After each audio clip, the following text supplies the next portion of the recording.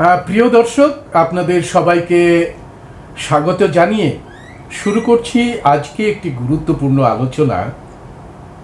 আর এই আলোচনা করতে আমাদের সঙ্গে ভয়েস অফ বহুজনের মুখোমুখি হয়েছেন সুমিত দা। সুমিত দা তার টাইটেল ব্যবহার করেন না এই কারণেই তিনি জাতপাতকে একেবারে দুর্মুষ করে দিয়েছেন। ছোটবেলা থেকেই জাতপাত বিরোধী আন্দোলনের সঙ্গে যুক্ত সুমিত দা। পরবর্তীকালে ভয়েস অফ বহুজন এবং জয় ভীম ইন্ডিয়া নেটওয়ার্কের একজন পিলারও বটে। তিনি একজন পরামর্শদাতা এবং আমাদের যে টিমটি আমরা বিভিন্ন রাজ্যে এবং বিভিন্ন আর্কিওলজিক্যাল সাইট, আদিবাসী গ্রাম যেখানেই আমরা ভ্রমণ করি সেখানে ক্যামেরা নিয়ে হাজির থাকেন সুমিত দাকে ভয়েস অফ বহুজনের পক্ষ থেকে স্বাগত জানাচ্ছি। সুমিত দা, সোশ্যাল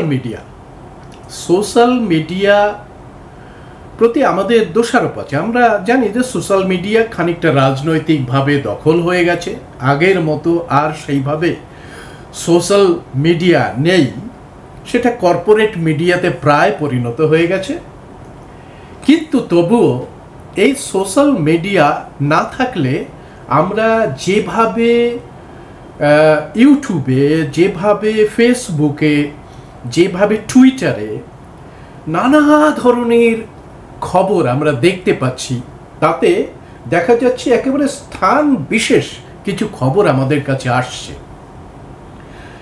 আগে আমরা দেখেছি যে খবর মানে রাষ্ট্রের বিরুদ্ধে চলে যায়, যে খবর শাসকের বিরুদ্ধে চলে যায়, সেই খবর খবরের কাগজে লেখে না, কিন্তু সোশ্যাল মিডিয়াতে যেহেতু সাধারণ মানুষের হাতে, সেই জন্য চলে আসে। তো তার দৌলতে আমরা দেখতে পাচ্ছি যে কর্পোরেট হাঙরেরা তারা ভারতের জল, জঙ্গল, জমি দখল করে নিচ্ছে।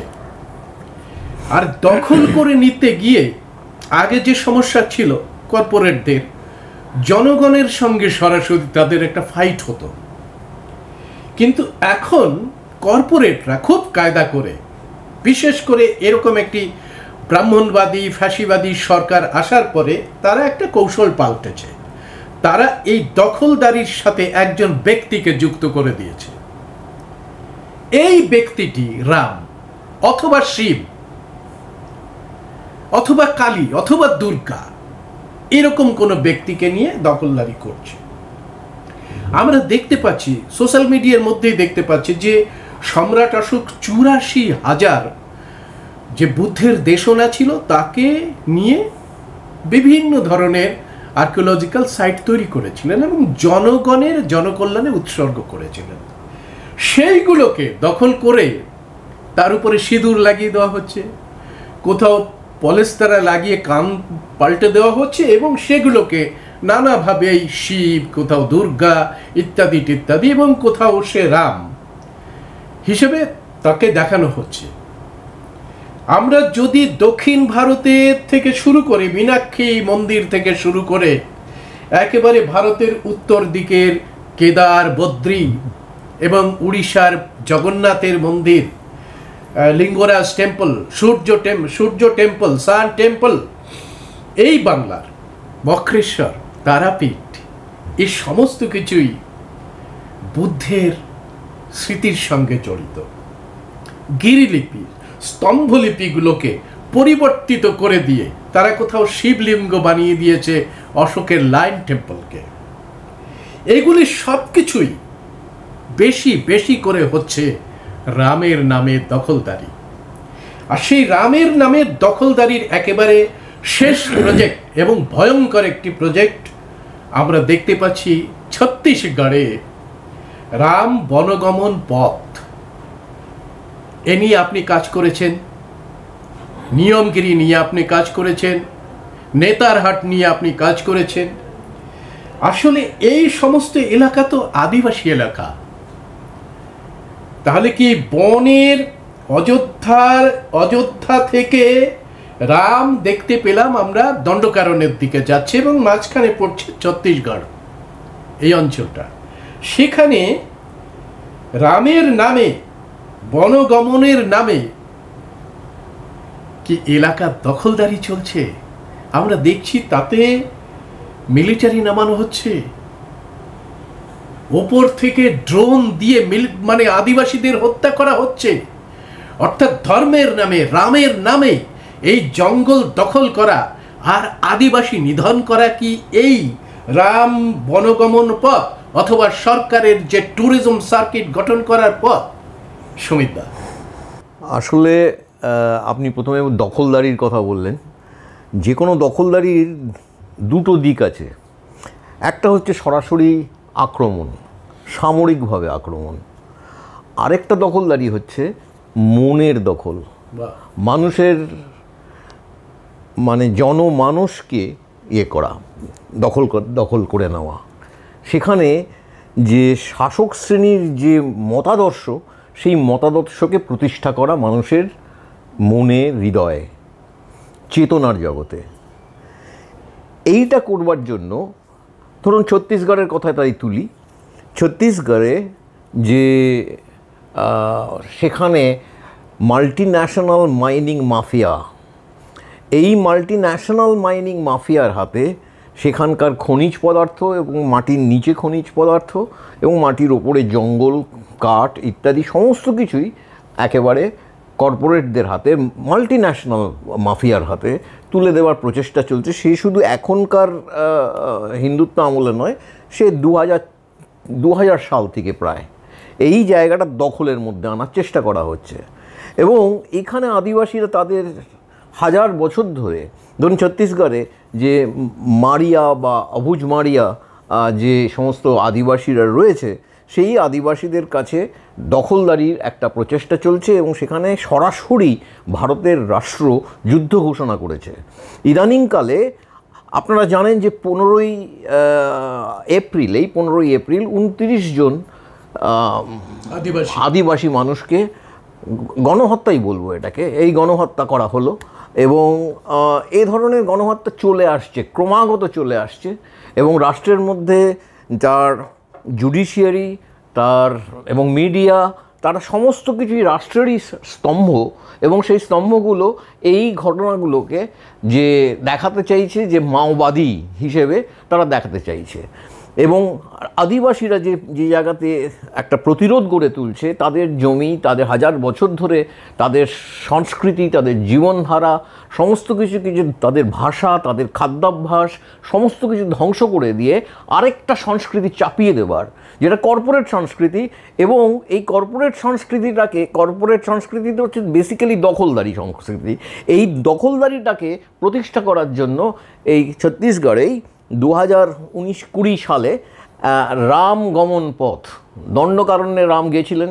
রাম যখন অযোধ্যা থেকে তার নিজের রাজত্ব ছেড়ে দিয়ে ভরতকে রাজা করে দিলেন, ভরত তখন সেখানে তার পাদুকা প্রতিষ্ঠা করলেন। তিনি রামের সবচেয়ে লয়াল ভাই।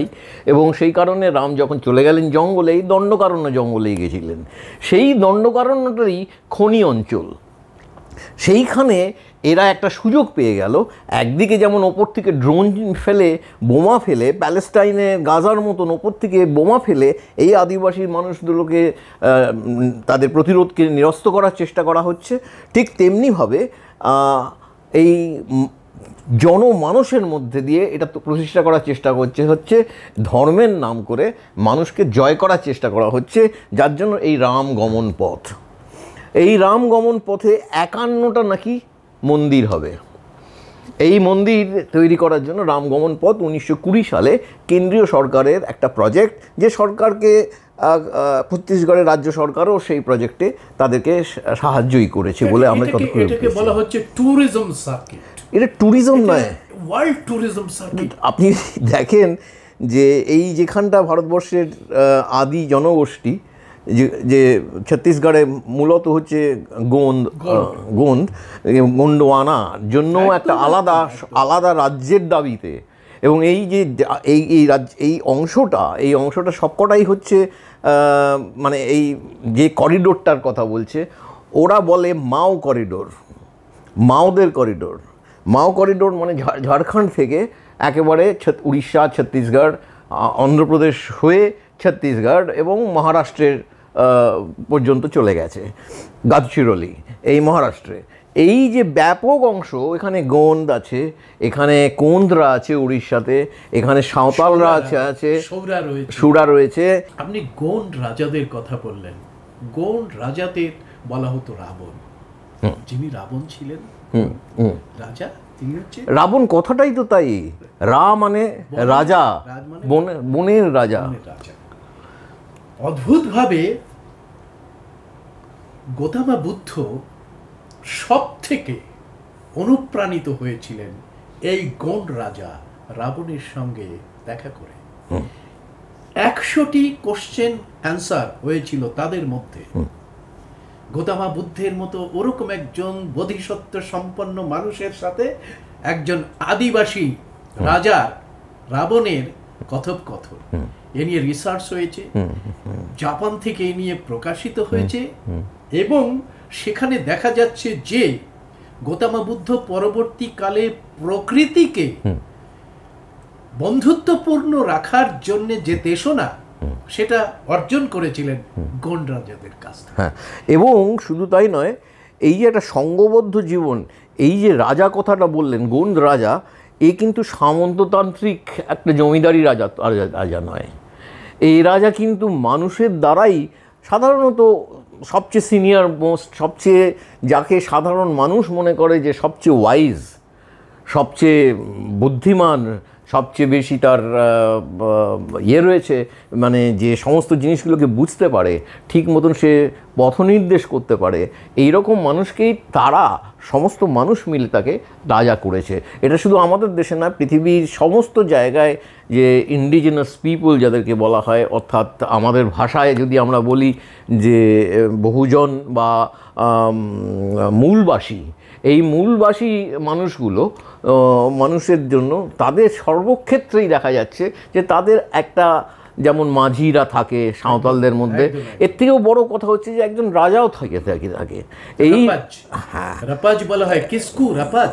হ্যাঁ, এবং এদের যে ধর্ম, এদের যে জীবনধারা, সেই জীবনধারা আপনি জানেন, এরা জঙ্গলের মধ্যে মানুষ, জঙ্গলকে, প্রকৃতিকে এরা পুজো করে, প্রকৃতির সাথে একটা সম্প্রীতির সম্পর্ক, নিজেদেরকেও প্রকৃতির অংশ বলেই মনে করে। এরা প্রকৃতি ধ্বংস করে না, ধ্বংস করে এই কর্পোরেটরা। তারা এই রাস্তা বানাচ্ছে, এবং সেই রাস্তা বানাচ্ছে রাম গমন পথ, 51টা টেম্পল হবে, ট্যুরিজমের নাম করছে, ইত্যাদি করছে, তাতে নাকি, কিন্তু সেই যে তাতে সে যে জঙ্গলের যে আদিবাসী মানুষ, তারা উচ্ছেদ হয়ে যাবে। তাদের যে জীবনধারা, যে জীবনধারায় প্রকৃতির সাথে একটা নিবিড় সম্পর্ক, সেই নিবিড় সম্পর্কটাকেই ধ্বংস করে দেওয়া হবে। তাদের সংস্কৃতিটাই এই প্রকৃতিকে কেন্দ্র করেই গড়ে উঠেছে। তারা যাকে ভগবান বলে মনে করে, প্রকৃতি হচ্ছে সেইটাই। যেমন নিয়মগিরির কথাটা আমি ধরি, নিয়মগিরি আপনি জানেন, নিয়মগিরি পাহাড় হচ্ছে উড়িষ্যার একটা অঞ্চল থেকে ছত্তিশগড় পর্যন্ত এগিয়ে গেছে, মোস্টলি হচ্ছে আপনার উড়িষ্যাতে। সেই নিয়মগিরি পাহাড়ে আজকে বেদান্ত কোম্পানি, সেই বেদান্ত কোম্পানি অনিল আগরওয়াল তার মালিক, সে বিলেতের, সে কিন্তু ভারতীয় নয়, ভারতবর্ষ থেকেই সে লোহার ব্যবসা করতো, সেখান থেকে সে চলে গেছে বিলেতে। সে একজন বিলিয়নিয়ার, সে বড় ইন্ডাস্ট্রিয়ালিস্ট। সে ওই নিয়মগিরি পাহাড়ের নিচে অ্যালুমিনিয়াম, বক্সাইটের পাওয়া গেছে, বক্সাইট থেকে অ্যালুমিনিয়াম তৈরি হয়। এই অ্যালুমিনিয়াম কিসের কাজে লাগে? যুদ্ধতে, সবচেয়ে বেশি যুদ্ধতে অ্যালুমিনিয়ামের ব্যবহার হয়। সেই যুদ্ধ পরিস্থিতি, এই হিংসার একটা জায়গা তৈরি করার জন্য, এই যুদ্ধ তৈরি করার জন্য সেই অ্যালুমিনিয়াম চাই, যে অ্যালুমিনিয়াম তারা বেচতে পারবে, যে অ্যালুমিনিয়াম দিয়ে কামান তৈরি হবে, বোমারু বিমান তৈরি হবে, যে অ্যালুমিনিয়াম দিয়ে নানান রকমের অস্ত্র শস্ত্র সমস্ত কিছু তৈরি হবে। সেই জায়গাটাতে কিন্তু নিয়মগিরি, নিয়ম রাজা, এই যে ডোংরিয়া কোন্দ, সেই পাহাড়ের মধ্যে থাকে, সেই ডোংরিয়া কোন্দ যে জনজাতি, জনগোষ্ঠী, আমি বলি জনগোষ্ঠী, এই জনগোষ্ঠী ডোংরিয়া কোন্দের কাছে নিয়ম রাজা হচ্ছে তাদের রাজা, তাদের ভগবান, তাদের সব কিছুই। একদম, অর্থাৎ প্রকৃতিকে যারা সব কিছু মানে, তাদের হাত থেকে এইটাকে কেড়ে দিয়ে নিয়মগিরি পাহাড়টাকে মাটিতে মিশিয়ে দিয়ে তার থেকে বক্সাইট উদ্ধার করবে, এই যে পরিকল্পনা, এই পরিকল্পনা মানে অ্যালুমিনিয়াম তৈরি করবে, করে যুদ্ধাস্ত্র, যুদ্ধের ব্যবসাটাকে সারা পৃথিবীতে নানানভাবে তার থেকে ব্যবসা করতে পারবে। কিন্তু পরিবর্তিত কী হবে, 5 বছর 10 বছরের মধ্যে এই নিয়মগিরি পাহাড়টা একেবারে মাটির সাথে লেভেল করে দেওয়া হবে, তার জল, নদী, জলপ্রপাত সমস্ত কিছু শুকিয়ে যাবে, একদম পুরো এলাকাটা আপনার টক্সিক হয়ে যাবে এবং সেই অঞ্চলে বিষাক্ত হয়ে যাবে। সেইখানকার জল আর কেউ খেতে পারবে না, ওখানে যারা থাকে তারা একেবারে সেই জলপ্রপাত থেকে সরাসরি জল পান করে, সেই পিওর জল সমস্ত কিছু একেবারে পুরোপুরি ধ্বংস করে দেওয়া হবে। ধ্বংস করে 10 বছর 5 বছর পরে বক্সাইটের খনিও শেষ হয়ে যাবে, তারা এখান থেকে চলে যাবে। একে বলে লুটতরাজ। ঠিক যেভাবে আমরা মণিপুরের ঘটনাগুলো দেখতে পাচ্ছি, মণিপুরের যে কুকি অধ্যুষিত এলাকায় তার তলায় রয়েছে একই ওই অ্যালুমিনিয়াম তৈরি করার যে বক্সাইট, সেটাকে দিয়ে দেওয়া হলো। দেওয়ার জন্যই কুকি এবং মৈতেইদের মধ্যে একটা কনফ্লিক্ট তৈরি করা হলো। এই ভাতৃঘাতী কনফ্লিক্ট ছত্তিশগড়েও তৈরি করা হয়েছিল। আপনি জানেন সালোয়া জুডুমের মানেটা হচ্ছে যে, ধরুন ইংরেজিতে বললে পিস ক্যাম্পেইন, শান্তির জন্য অভিযান। এই অভিযানের নাম করে একটা ভাতৃঘাতী সংঘাত আদিবাসীদের বিরুদ্ধে লড়িয়ে দেওয়া হলো। একদম একদম একদম। এই যে জায়গাটা তৈরি করা হলো, গ্রাম সালোয়া জুডুম জ্বালিয়ে দিল, বহু মানুষ উচ্ছেদ হলো, এবং কারণ তারা নাকি মাওবাদী। এই একটা শুরু হয়েছে মাওবাদী, আরবান নকশাল, এসব আজকালকার তো আমাদের প্রধানমন্ত্রী এই গতকাল খুব অদ্ভুত কথা বলেছেন, সেখানেও আরবান নকশাল বলেই এদেরকে পরিচয় দিতে হচ্ছে। নতুন আর একটা কি নাম দিয়েছে যে সাংস্কৃতিক মার্ক্সবাদী। সবাই আমরা দেখি ওয়েস্ট বেঙ্গলে, আমি বুদ্ধিজীবীদের সঙ্গে, আন্দোলন কর্মীদের সঙ্গে কথা বলার সাথে সাথেই তারা বাইরের রাজ্যটাকে দেখে, ওয়েস্ট বেঙ্গলটাকে খুব তারা অদ্ভুতভাবে ওয়েস্ট বেঙ্গলটাকে কেন যে তারা একটা পর্দার পেছনে রাখতে চায়, এটা নিয়ে আমার দীর্ঘদিনের প্রশ্ন রয়েছে। এই যেভাবে মানে নিয়মগিরি হলো, বনগমন পথ 2020 সাল থেকে তৈরি হয়েছে, ঠিক একই সময় কোথায় অযোধ্যা? উত্তরপ্রদেশের সরজু নদীর পাশে অযোধ্যা। সেই অযোধ্যার সঙ্গে পুরুলিয়ার আয়োদিয়া পাহাড়, যাকে এখানকার পণ্ডিতেরা নাম দিয়েছে অযোধ্যা। বুঝতে পারেনি নামটা যে সাঁওতাল আয়োদিয়া, কথাটার মানে কি? আয়োদিয়া হচ্ছে মায়ের কোলে, মায়ের কোলে। যেমন দমিনী কো, মায়ের আঁচলে। তেমনি আমরা দেখতে পাই যে কাঞ্চনজঙ্ঘার পাশে যে লেপচারা আন্দোলন করছে, তারাও আঁচুলে, অর্থাৎ কাঞ্চনজঙ্ঘার আঁচুলে বসবাসকারী মানুষেরা আন্দোলন করছে। আমাদের এখানে অযোধ্যার কর্মীরা, আদিবাসীরা, তারা অযোধ্যার বুরু বাঁচাও, অযোধ্যার প্রকৃতি বাঁচাও, আদিবাসী বাঁচাও ব্যাপক আন্দোলন শুরু করলেন।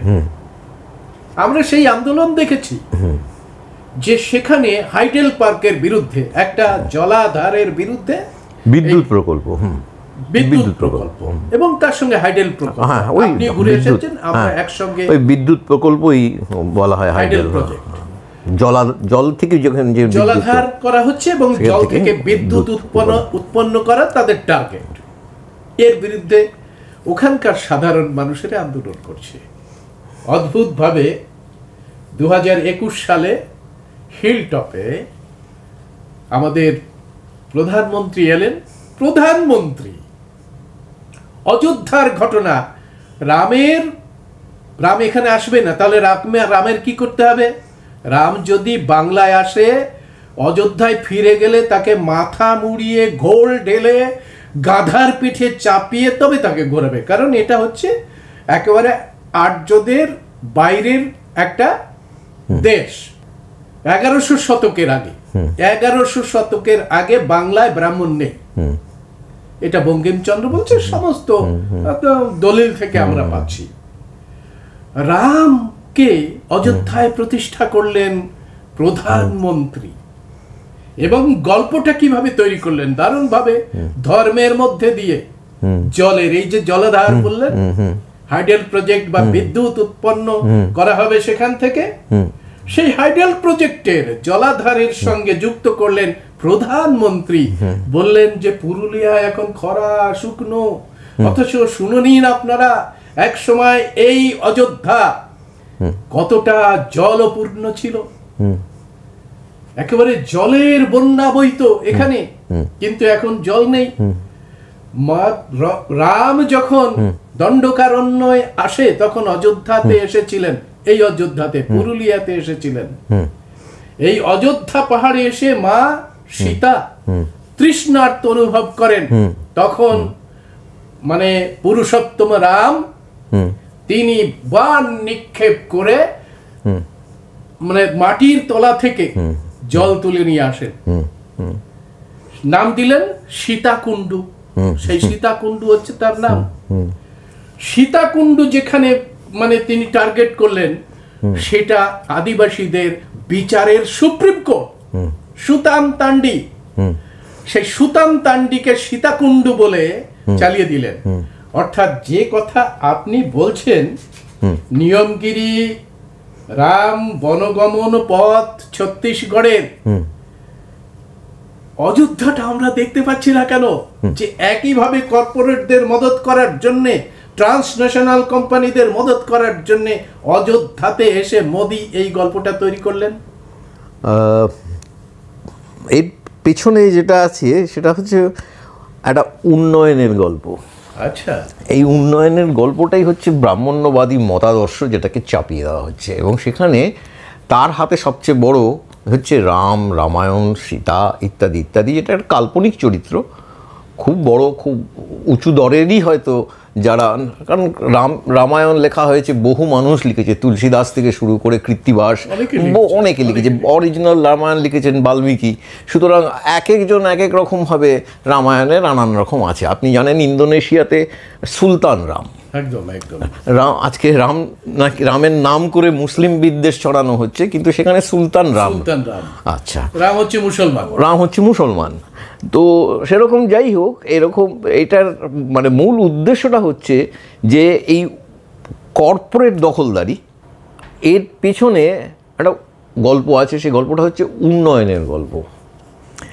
উন্নয়ন আসলে একটা মতাদর্শ, যে মতাদর্শটা সকলেই প্রায় মেনে নিয়েছে। এই মতাদর্শটা কিন্তু সম্পূর্ণরূপে একটা দখলদারির মতাদর্শ, যেটাকে কখনো ধর্মের নামে, কখনো সাহিত্য রামায়ণের নামে, রামকে ধর্ম মানে ভগবান মানিয়ে ভগবান রামের নামে, এইভাবে এটাকে, এই মতাদর্শটাকে তৈরি করা হয়েছে। এবং প্রধানমন্ত্রী বলেছেন যে কথাগুলো আপনি বললেন, প্রধানমন্ত্রী সকাল সন্ধে উনি মিথ্যে কথাই বলেন।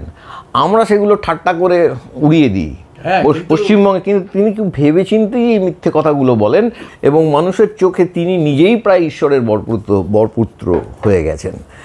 এই যে জায়গাটা আমরা ঠাট্টা তামাশা করি পশ্চিমবঙ্গের বুদ্ধিজীবীরা।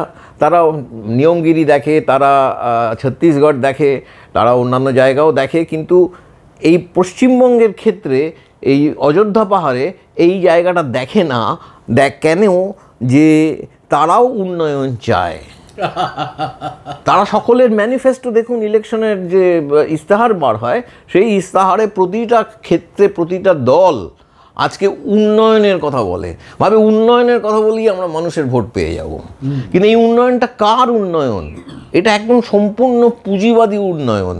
এই উন্নয়নের মানুষের কল্যাণের জায়গা থেকে কোনো কিছুই নিয়ে আসতে পারে না।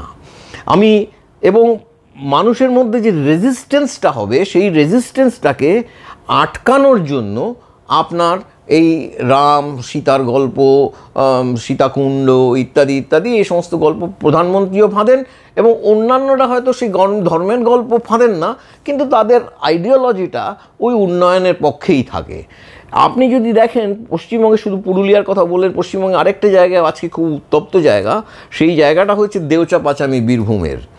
এই জায়গাটাতে ওরা কয়লা খনি করতে চায়, এবং ওই কয়লা খনি খোলামুখ একটা কয়লা খনি, যে কয়লা খনির মাধ্যমে বহু অসংখ্য আদিবাসী মানুষ তারা উচ্ছেদ হবেন, তাদের জল জঙ্গল জমি সমস্ত কিছু কেড়ে নেওয়া হবে এবং কয়লার ব্যবসা হবে।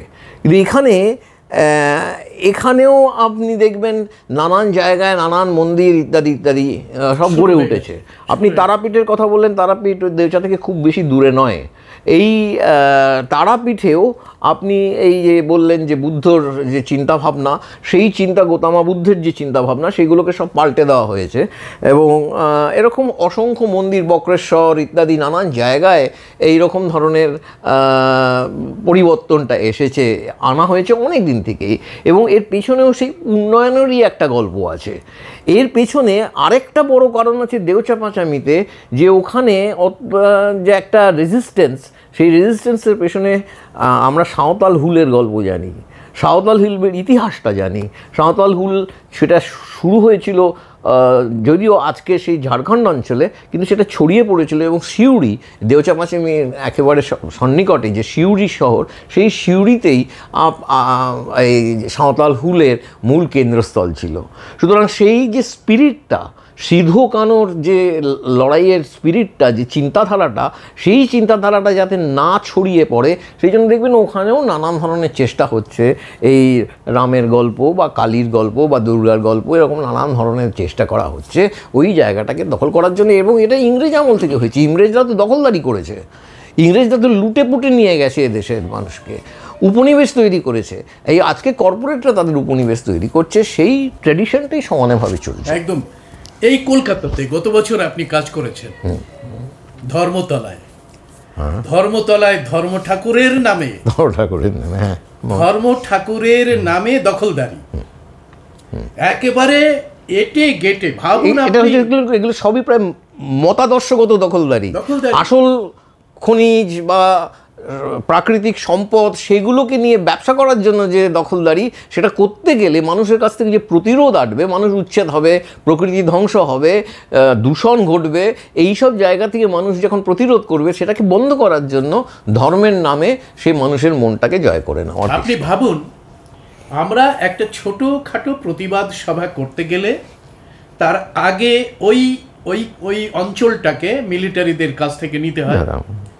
পরবর্তীকালে মিটিংটা শেষ করার পরে অ্যাজ ইট ইজ আমরা আবার সেটাকে ফেরত দিতে পেরেছি কিনা সেটা হয়, না হলে আমাদের ফাইন দিতে হয়। আপনি ওখানে কাজ করেছেন, আপনি দেখেছেন সেখানে পাথর ঢুকিয়ে দেওয়া হয়েছে গাছের মধ্যে, সেখানে যজ্ঞকুণ্ড তৈরি করা হয়েছে। আপনি কি জানেন যে সেই পাথর যজ্ঞকুণ্ড সরানো হয়নি এখনো? না, সেটা আমার জানি না, কিন্তু আন্দাজ করতে পারি যে শেষ হয়ে গেলে তারপরে আর কেউ দেখে না, ওগুলো রেখে দেওয়া হয়। এবং ওই যে পাথর ঢুকিয়ে দেওয়া হয়েছে, সেটা একটা দেবতা হয়ে যায়। হ্যাঁ, এইটাই তো হয়। সেখানে সিঁদুর পিঁদুর লাগানো হয়েছে। কলকাতার রাস্তা দিয়ে, ফুটপাথ দিয়ে চলুন, আপনি দেখবেন যেখানে সেখানে পাথর গজানো হয়েছে এবং সেই পাথরের উপরে পুজো হচ্ছে। দুদিন পরে সে বড় মন্দির হয়ে গেল, সেখানে একেবারে হইচই, মাইকও চলে, নানান ধরনের কাজ করে। এবং লোকেরা, সাধারণ মানুষ রাস্তা দিয়ে যেতে যেতে হয়তো তার অফিসের তারা আছে, সে মন্দিরে গিয়ে বসতে পারছে না, দুবার করে নিয়ে চলছে। ওরা কিন্তু মন্দির নির্মাণের কথা বলেছে, ওখানে ধর্ম ঠাকুরের মন্দির নির্মাণ হবে। হ্যাঁ, আপনি যে শুটিংটা করেছেন ওখানে, সেখানে যাগযজ্ঞ করা হচ্ছে, ধর্ম ঠাকুরের নীতি মেনে সেখানে পুজো হয়েছে। সেই তো হয়নি তো? না না না, ধর্ম ঠাকুরের নীতি তো একেবারে অন্য ব্যাপার। সেটা প্রকৃতি। হ্যাঁ, প্রকৃতি। বুদ্ধের একটা ইয়ে ছিল, সেটাকে সরিয়ে রাখা হয়েছে, দূরে রাখা হয়েছে। তারপরে ওদেরই পাথর ঢুকিয়ে দেওয়া হয়েছে, হোমকুণ্ড যজ্ঞকুণ্ড করা হয়েছে। একেবারে কলকাতার পিঠে দখলদারি। মানুষ দেখছে না, বুদ্ধিজীবী হিসাবে এরা কত কত, মানে এই যে আপনি বললেন যে সংস্কৃতির দখলদারি, মানুষের মনের দখলদারি, এটা মানুষ কবে বুঝবে যে মনের এই যে সংস্কৃতির দখলদারির মধ্যে দিয়েই আসল কাজটা করে যাচ্ছে। রামই সেরকম একটা প্রজেক্ট, একদম রাম সেরকম প্রজেক্ট, একদম একটা। এবার আমি একটা সাংঘাতিক ক্লাসিক্যাল একটা প্রশ্ন আনি তাত্ত্বিকদের এবং যারা দেখছেন, যে সমস্ত মনুবাদী ব্রাহ্মণবাদী বন্ধুরা দেখছেন, তাদের কাছেও প্রশ্ন হচ্ছে, রাম অবতার তত্ত্বে সপ্তম অবতার। অবতার তত্ত্বে বলা হয়েছে কি যে একটা অবতার যখন আসে তখন সে কখন আসে, যখন কাউকে পরিত্রাণ করতে হয়, জগৎকে পরিত্রাণ করতে হয়। অর্থাৎ একটা অবতারের শেষের দিকে এসে গ্লানিতে ভরে যায়, ইয়াদা ইয়াদা হি ধর্মস্য গ্লানির ভবতু ভারত, গ্লানিতে ভরে যায়। তারপরে আর একটা অবতার সেই গ্লানি থেকে ভারতকে বাঁচানোর জন্য আবার আসেন। এইভাবে রাম এসেছিলেন, মৎস্য, কুর্ম, বরাহ ইত্যাদি করতে করতে করতে করতে রাম এসেছিলেন। সবকটা রিজেক্টেড হয়েছে। মৎস্য রিজেক্টেড হয়েছে কুর্মর দ্বারা, কুর্ম রিজেক্টেড হয়েছে বরাহর দ্বারা। তেমনি রাম এসেছে, রামের রিজেক্টেড হয়েছে বলরাম এবং কৃষ্ণের দ্বারা। অর্থাৎ রাম রাজ্যের শেষের দিকে আমরা দেখছি যে অনাচার কুয়াচার ভর্তি হয়ে গেছে। ঠিক সীতাকে এত অত্যাচার করা, অর্থাৎ নারীদের প্রতি যে বিদ্বেষ, নারীদের প্রতি যে বিদ্বেষ, সেটা সীতা। সীতাকে প্রেগনেন্ট অবস্থায় রাম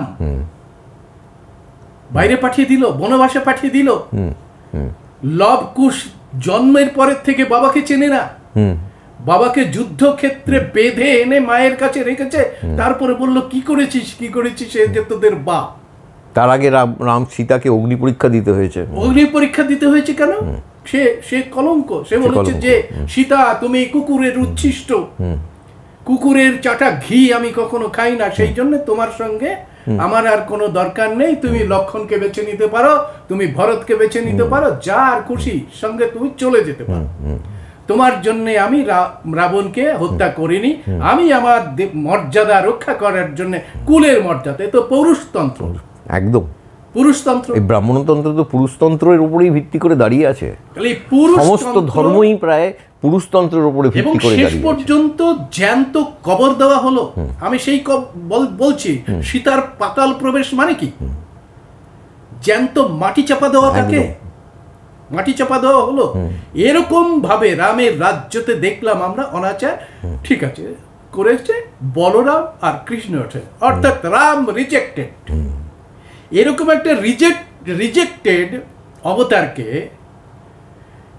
এই মোদি এই সময় এসে আর একটা কথা বলে নি যে এই যে কৃষ্ণ বলরাম রিজেক্টেড হয়েছে কার দ্বারা? বুদ্ধের দ্বারা। দশ অবতার, নবম অবতার হচ্ছে বুদ্ধ, কল্কি এখনো আসেনি। তাহলে রিজেক্টেড হয়েছে কৃষ্ণ বলরাম, তারপরে এসেছে বুদ্ধ। রাজা বুদ্ধের জন্যই এখন কি হয়েছে? এখন হচ্ছে যে অমৃত মহোৎসব হচ্ছে, এটা তো উন্নয়ন। তাহলে বুদ্ধের নীতির জন্য তো অমৃত মহোৎসব, এই যে বিশাল বড় ইয়ে, তাহলে তো বুদ্ধকেই মহিমান্বিত করা দরকার। একটা রিজেক্টেড মাল রামকে কেন সপ্তম থেকে আবার এখানে নিয়ে আসার চেষ্টা করছে? কল্কি আসতে পারে, ওদের লেখা আছে যে কল্কি আসবে, কিন্তু রামকে নিয়ে এটা কেন? এটা একটা বড় কাজে ধর্ম সবসময় একটা রিভাইভালিজমের দিকে যায়। সে পৃথিবীর সমস্ত দেশের যদি আমি ধর্মের ইতিহাসটা দেখি, তাহলে দেখবো সে পুরাতনকে সেটাকে আবার করে, এবং এই আজকে হিন্দুত্বর কথা বলা হচ্ছে এবং ফ্যাসিজমের কথা বলা হচ্ছে, সেই ফ্যাসিজমরাও জার্মানি পিওর রেস, এবং তারা এক সময় ছিল সমস্ত কিছু হচ্ছে, ইতিহাসটা হচ্ছে আমাদের পিছনের দিকে একটা গ্লোরিফাই করার চেষ্টা। আমাদের পিছন দিকে আমাদের কোনো রকমের ঘৃণা, ক্লেদ ইত্যাদি ছিল না, আমরা খুব বলিষ্ঠ। এবং সেটা কীরকম ধরনের আমরা ছিলাম পুরোপুরি একটা জাতি, শক্তিশালী জাতি। সাভারকার যে হিন্দুত্ব ধারণাটা তৈরি করেছিলেন, সেই বীর সাভারকার উনি যখন হিন্দুত্বের ওনার কথাটাই হচ্ছে যে হিন্দু জাতি আজকে কীরকম মেয়েলি হয়ে গেছে, সেই জাতির যদি তাকে শৌর্য-বীর্য গড়ে তুলতে হয়, সে মিলিটারাইজ করতে হবে। এটাই ছিল হিটলারের কথা, যে জার্মানরা আরিয়ানস, আর্য, এই আর্য বংশজাত, তারা একদম পিওর জার্মান, আর বাকি সব হচ্ছে এলেবেলে, তাদেরকে মেরে ফেলো, ইহুদিদের মেরে ফেলো, এদেরকে মেরে ফেলো, যারা ভিকিরি, যারা নানান ধরনের বা এলজিবি কিউআরএসটি আজকের ভাষায়, তাদেরকে একেবারে আপনারা শেষ করে দাও। এই যে জায়গাটা, এই জায়গাটা থেকে একটা রিভাইভালিজমের জায়গা হচ্ছে রাম। আরেকটা হচ্ছে যে আপনি বললেন যে একদম শেষ অবতার, ওদের ভাষায়, ওদের ভাষ্যে হচ্ছে শেষ অবতার হচ্ছে গোতামা। কল্কি আসেনি না, কিন্তু এখন চলছে গোতামা বুদ্ধ। গোতামা বুদ্ধর যে আসল ধর্ম, যে আসল চিন্তাভাবনা, যেটা কল্যাণকর রাষ্ট্রের চিন্তাভাবনা, যেটা অশোক আমাদের দেশে চালু করেছিলেন, সেই কল্যাণকর রাষ্ট্র, কল্যাণকারী সমাজ, একটা যেখানে শান্তি বিরাজমান, যেখানে আম্বেদকরের কথায় ফ্রেটার্নিটি, ভ্রাতৃত্ব, ভগ্নিত্ব, মানুষে মানুষে পরস্পর সম্পর্ক, একটা যৌথতা, এই জায়গাটাতে যে সমাজ, যে কম্প্যাশন, যে সমাজের কথা, যে মানুষের, যে ধরনের মানুষ গড়ে তোলার কথা গোতামা বুদ্ধ তৈরি করতে বলেছিলেন, সেটাকে চাপা দিতে হয়। আপনাকে নিয়ে আসতে হবে সেই শৌর্য বীর্যধারী রামকেই, যেটা সাবারকার চাইছে, সেই হিন্দু রাজত্বে। সেই জন্যই এই রামকে ফিরিয়ে আনা, রামকে, এবং যেটা ব্রাহ্মণ কন্ট্রোল করে, যেটা ব্রাহ্মণ্যবাদী মানে কি মনুবাদী, সেই যে মনুবাদী, এই যে জাত ব্যবস্থা, এই জাত ব্যবস্থাটাই তো এক ধরনের হায়ারার্কির ওপরে, যেখানে ব্রাহ্মণ হচ্ছে মাথা, সে শুধু বসে থাকবে, চিন্তা করবে, ভাবনা করবে, আর তাকে যা দাও সে তার কাছে দেখা করতে এলে তার সাথে তাকে খাবার নিয়ে যেতে হবে, তাকে তার পা টিপে দিতে হবে, মাথা টিপে দিতে হবে, সে আয়েশ করবে বসে। আর ক্ষত্রিয়রা যুদ্ধ করবে রামের মতন, শৌর্যবীর্যের প্রতীক, ব্যবসায়ীরা ব্যবসা করবে, বৈশ্যরা, আর শূদ্ররা সব মাটির তলায় থাকবে, তারা শুধু ব্রাহ্মণ, এই যে সবর্ণ জাতি, এদেরকে সেবা করবে। এইটাই তো একটা সিস্টেম, যে সিস্টেম হচ্ছে অত্যন্ত নিন্দনীয় সিস্টেম। মানুষের মধ্যে একটা বিভেদ তৈরি করে, মানুষের মধ্যে একদল মানুষ আরেক দল মানুষকে, একটা খুব ক্ষুদ্র সংখ্যক মানুষ, তারা ব্যাপক মানুষকে তাদের পায়ের তলায় রাখতে চায়। এই যে সিস্টেম, সেটাকেই তো বাবা সাহেব আম্বেদকর তিনি সেটাকেই অ্যানাহিলেশন অফ কাস্টের এই ব্যাপারটাকেই একেবারে ধ্বংস করে দিতে বলেছিলেন। তাহলেই নতুন সমাজ তৈরি করতে হবে, যে সমাজের কল্পনা করেছিলেন গৌতম বুদ্ধ, যে সমাজকে একেবারে প্রায় করে দেখিয়েছিলেন অশোক। এবং সেই সময়ে এই বাংলাও বলুন, মৌর্য সাম্রাজ্য বলুন, যে সাম্রাজ্য সেই সময় অত্যন্ত প্রগতিশীল একটা সমস্ত, আজকে পর্যন্ত এত প্রগতিশীল রাষ্ট্র সমাজ আমরা দেখিনি।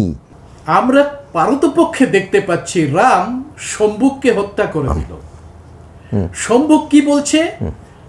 জাস্টিস, ইকুয়ালিটি, লিবার্টি অ্যান্ড ফ্রেটার্নিটির কথা বলছে। অর্থাৎ ওদের যে চতুর্বর্ণ সিস্টেমের বিপক্ষে গিয়ে শম্ভুক জাস্টিস, ইকুয়ালিটি, লিবার্টির কথা বলছে। অর্থাৎ ওদের ভাষায় যে এটা ব্রাহ্মণের পক্ষে ভয়ঙ্কর গ্লানি, ব্রাহ্মণের পক্ষে গ্লানি। ঠিক একইভাবে ভারতবর্ষের জনসাধারণকেই for the people, by the people, of the people করে মানুষকে জাস্টিস, ইকুয়ালিটি, লিবার্টি, ফ্রেটার্নিটির মধ্যে দিয়ে সমস্ত মানুষকে, মানুষের এম্পাওয়ারমেন্টের কথা বললেন। সেখানে জাত থাকবে না, ধর্ম থাকবে না, লিঙ্গ থাকবে না, ভাষা থাকবে না। অর্থাৎ যেভাবে শম্ভুককে হত্যা করেছিল ওই রাম, ঠিক একইভাবেই রামের নামে কি আবার এই আম্বেদকরের যে জাস্টিস, ইকুয়ালিটি, লিবার্টি, ফ্রেটার্নিটি, সেটা দেখতে পাচ্ছে। এবং সেই জন্যই রামকে তুলে নিয়ে আসা হচ্ছে একটা আদিবাসীদের হত্যা করার জন্য, শম্ভুকদের হত্যা করার জন্য। এই যে আজকে আপনি যদি দেখেন, এই কিছুদিন আগেই প্যারিসের একটি সংস্থা, তারা খুবই নামী সংস্থা, তারা দেখিয়েছে যে পৃথিবীর মধ্যে সবচেয়ে বেশি অসাম্য ভারতবর্ষে। একদম তাই। আম্বেদকর যে স্লোগান দিচ্ছেন সেটা ফরাসি বিপ্লবের স্লোগান, তার সাথে লিবার্টি, ইকুয়ালিটি, ফ্রেটার্নিটি। এই যে ইকুয়ালিটি, সমতা, এই স্লোগান কমিউনিস্টরাও দিয়ে থাকে, যে আমরা সকলেই সমান। অর্থনৈতিকভাবে সমান।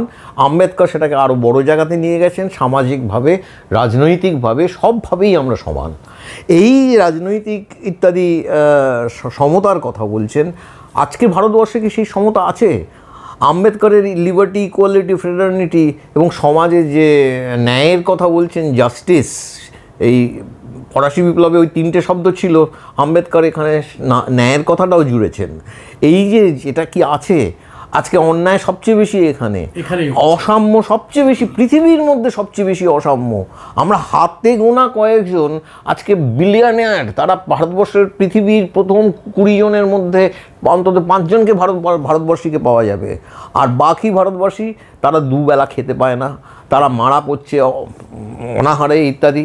এবং বিশেষ করে সবচেয়ে পিছিয়ে পড়া, মানে যাদেরকে পিছিয়ে রেখেছে, তাদেরকে দমিয়ে রাখা হয়েছে, সেটা হচ্ছে এদেশের মূলবাসী, অর্থাৎ ওই যাদেরকে আমরা বলি আদিবাসী। সেই আদিবাসী মানুষদের তাদেরকে তাদের জমি থেকে উচ্ছেদ করে, তাদেরকে সংস্কৃতিটাকে ধ্বংস করে দিয়ে, যে সংস্কৃতি সাম্যের ওপরেই বেস করে রয়েছে, সেই সংস্কৃতিটাকে একেবারে শেষ করে দেওয়া, যৌথতাকে শেষ করে দেওয়া। এবং এইটাই করবার জন্য আমাদের রামকে সামনে আনতেই হবে, এই অসাম্যকে আরও ঠেলে দিতে, আরও উচ্চ পর্যায়ে আমরা, সেটাই হবে ব্রাহ্মণ্যবাদের একেবারে কালমিনেশন, অমৃত মহোৎসব। আজকে অমৃতকাল বলছেন, ঠিকই, এটা তো আদানি আম্বানিদের অমৃতকাল চলছে। সাধারণ মানুষ তো আজকে পেটের জ্বালায় দৌড়চ্ছে, সেখানে সে কোথায় তার কাছে অমৃতকাল আমি তো বুঝতে পারছি না। যেখানে গ্যাসের দাম এইখানে এত, যেখানে আমরা প্রতিটা সবজি কিনতে গেলে আমাকে পকেটে পয়সা আছে কি না দেখতে হয়, হ্যাঁ, যেখানে চাল ডাল ইত্যাদি এই অবস্থার মধ্যে আমাদের ঠেলে দেওয়া হয়েছে, ধরাছোঁয়ার বাইরে চলে গেছে, সেখানে কোথায় সাম্য? চৌর্যবৃত্তি বেড়ে যাচ্ছে, চতুর্দিকে দুর্নীতি। এই যে জায়গাটা, এই জায়গাটাকে আরও বেশি করে দুর্নীতিগ্রস্ত করে তোলা, আরও বেশি বিলিয়নিয়ার তৈরি করা, এবং আরও বেশি এই সাধারণ মানুষ, বিশেষ করে আদিবাসী এবং সমাজের নিম্ন বর্ণের যাদেরকে বলা হয়, সমাজের নিচু তলার মানুষ এবং নিম্নবর্ণের মানুষ,